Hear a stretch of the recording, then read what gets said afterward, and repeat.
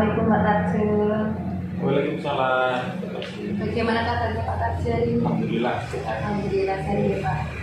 Sebelumnya di sini saya mohon maaf telah mengganggu waktunya Pak Tarjo. Di sini saya mendapat tugas dari guru penggerak untuk mewawancara Pak Tarjo sebagai kepala sekolah dalam temanya itu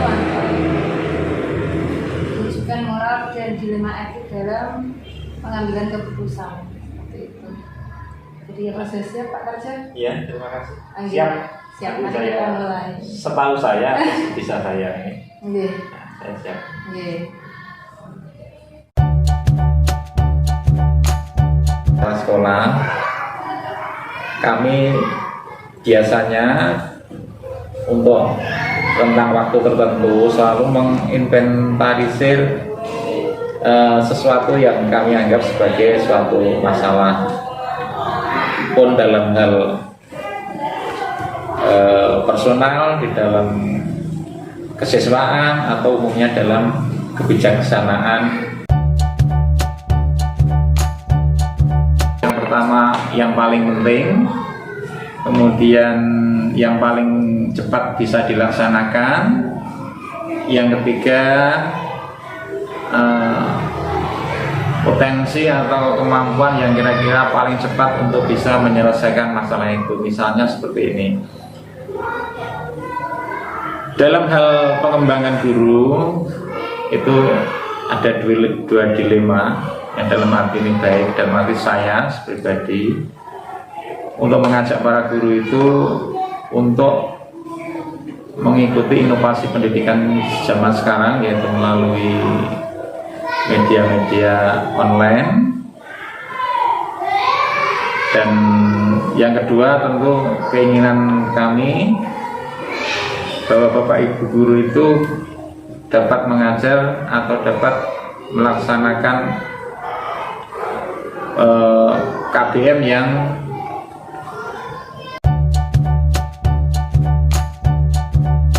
saya sendiri segera untuk mencari solusinya. Yang pertama, biasanya saya menganalisa dulu masalahnya seberapa berat, ruang lingkupnya bagaimana. Yang pertama saya identifikasi itu. Kemudian setelah itu saya buatkan langkah untuk mengatasi masalah itu. Seperti halnya tadi, ketika kami sulit untuk mengikuti kebijakan inovasi dengan penggunaan peralatan TIK, maka kami jalan satu-satunya awalnya kita segera mengalokasikan untuk membeli peralatan seperti laptop, paling tidak juga untuk wifi, internet.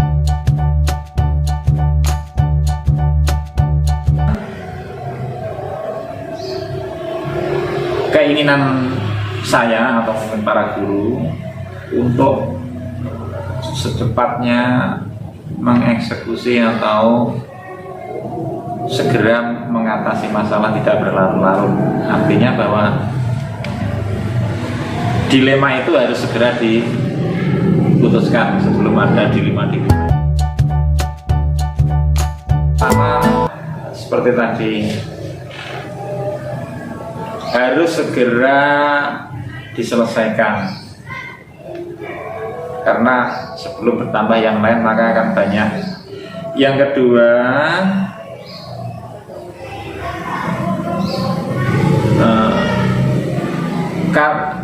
secepatnya ditangani tadi supaya tidak timbul ekses atau timbul lanjutan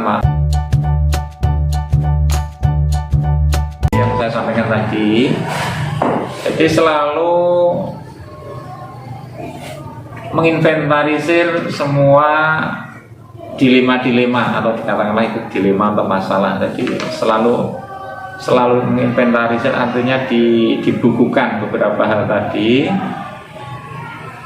Lah, terus dari saya sendiri, yaitu nanti kasusnya artinya begini, dilema itu diklasifikasikan artinya bisa diselesaikan segera atau butuh lama, itu nanti menjadi sebuah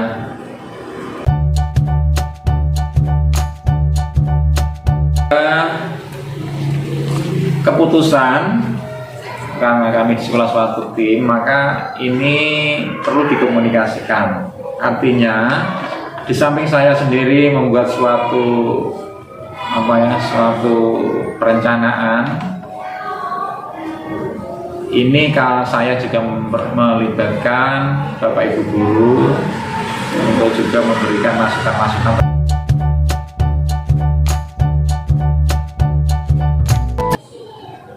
bahwa yang namanya dilema itu bukan tidak ada, artinya akan selalu ada. Yang kedua, bahwa sebuah dilema etika itu secepat mungkin di Ya, tadi sudah kita laksanakan wawancara mengenai rujukan moral dan dilema etika dalam pengambilan keputusan. Saya ucapkan terima kasih sekali pada Pak Tarjo karena sudah memberikan pandangan-pandangan untuk saya tentunya dalam mengambil keputusan. Jadi mohon maaf Pak sudah mengganggu. Tidak mengganggu. Okay. Ya, untuk saya sampaikan kepada Ibu Rosi bahwa ini berkaitan dengan tugas. Saya sudah seperti yang saya tahu atau saya laksanakan selama tidak seperti itu. Ya, tentu kita ya selalu belajar lah dari suatu keputusan itu, namanya belajar. Jadi ya selalu ada, jadi kita tetap semangat saja. Terima kasih. Terus nih Pak Tarjo.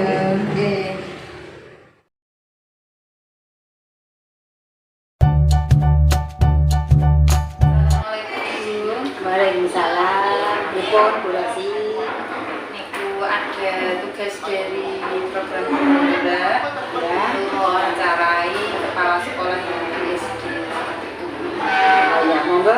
Oke, Silakan. jadi mohon izinnya Bu untuk melakukan wawancara pada pagi hari ini. Oh ya, monggo silakan dimulai mawon. Oke. Selama ini, bagaimana Anda dapat mengidentifikasi kasus-kasus yang merupakan dilema etika atau rujukan moral? Ya, melalui pengamatan atau observasi sehari-hari terhadap semua warga sekolah, baik yang diamati dari sikap perilaku guru-gurunya beserta siswa-siswa serta stakeholder yang ada di lingkungan sekolah. Lanjut ke pertanyaan kedua, Bu. Selama ini, bagaimana Anda menjalankan pengambilan keputusan di sekolah, terutama untuk kasus-kasus di mana ada dua kepentingan yang sama-sama benar atau sama-sama mengandung nilai kebajikan? Bu Rosin kan sudah melihat sendiri, ketika kita mau mengambil keputusan sekolah, kita mesti harus ada musyawarah atau rapat koordinasi bersama Dewan Guru dan komite sekolah. Nah, untuk menentukan keputusan dari dua kepentingan yang sama-sama mengandung nilai kebajikan, kita pilih mana yang paling urgen atau mendesak untuk segera dilaksanakan.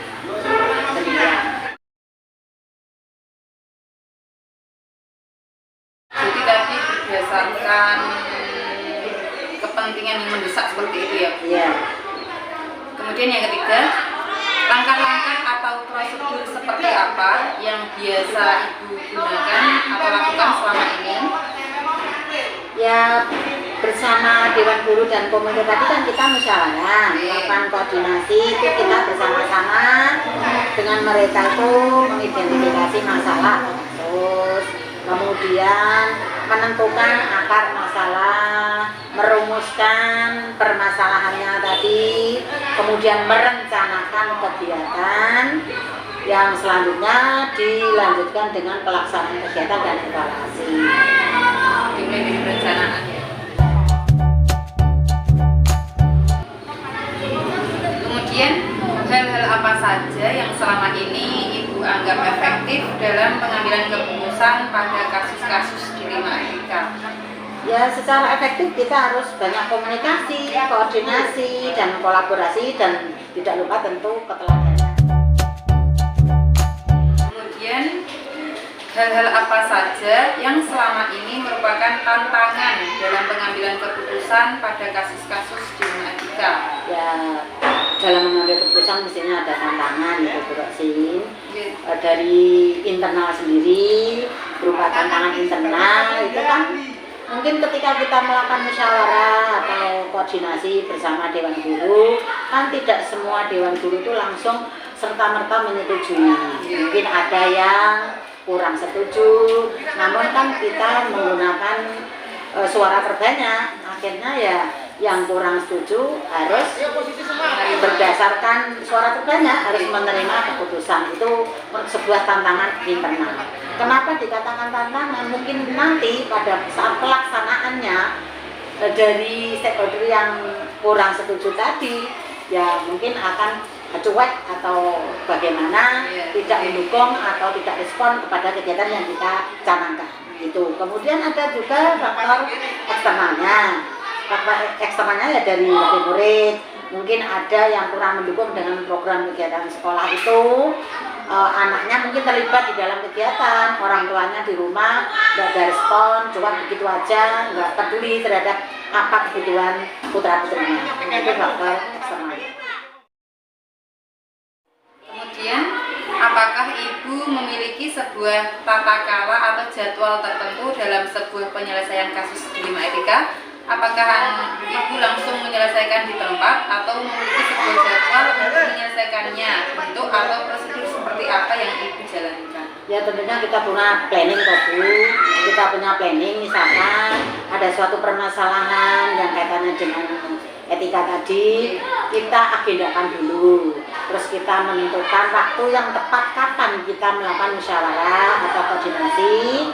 Nah, seperti yang sudah dalam agenda saya, kita besok pagi itu ada rapat pembahasan tentang etika-etika kasus yang ada di sekolah. Ya, jadi tidak serta-merta langsung kita eksekusi di tempat atau langsung itu tidak. Kita harus mencari waktu yang tepat, kita planning. Dan untuk memplanning itu tentunya kita bikin jadwal kapan kita harus harus terstruktur gitu. ya. Adakah seseorang atau faktor-faktor apa yang selama ini mempermudah atau membantu Ibu dalam pengambilan keputusan dalam kasus-kasus dilema etika? Oh, ada banyak Bu. Dari para Dewan Guru itu sendiri itu sangat membantu dengan pengambilan keputusan. Kemudian partisipasi komite juga membantu di dalam mendukung keputusan sekolah, program sekolah. Nah, tentu saja kita didukung dengan sarana prasarana yang ada dan tidak lupa keteladanan suri teladan dari para guru yang ada di sekolah terhadap siswa.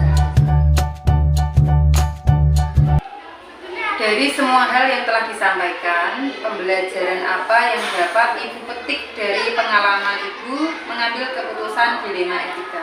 Ya tadi, kita itu sangat memerlukan dan penting sekali satu untuk selalu berkomunikasi, berkolaborasi, kemudian berkoordinasi, satu sama lain saling koordinasi. Dan yang terakhir tadi kita butuh keteladanan. Itu. Masih ada lagi pertanyaan? Sepertinya. Terima kasih sudah mau melakukan wawancara pada pagi hari ini, tentunya dalam pengambilan keputusan dilema etika dan keputusan moral. Terima kasih untuk waktu luangnya Bu. Saya ucapkan sekian. Wassalamualaikum. Waalaikumsalam warahmatullahi wabarakatuh. Masih ada yang perlu dibantu Bu Rosin? Cukup Bu. Oh cukup. Terima kasih. Saya akan melanjutkan aktivitas. Oke. Atas Assalamualaikum.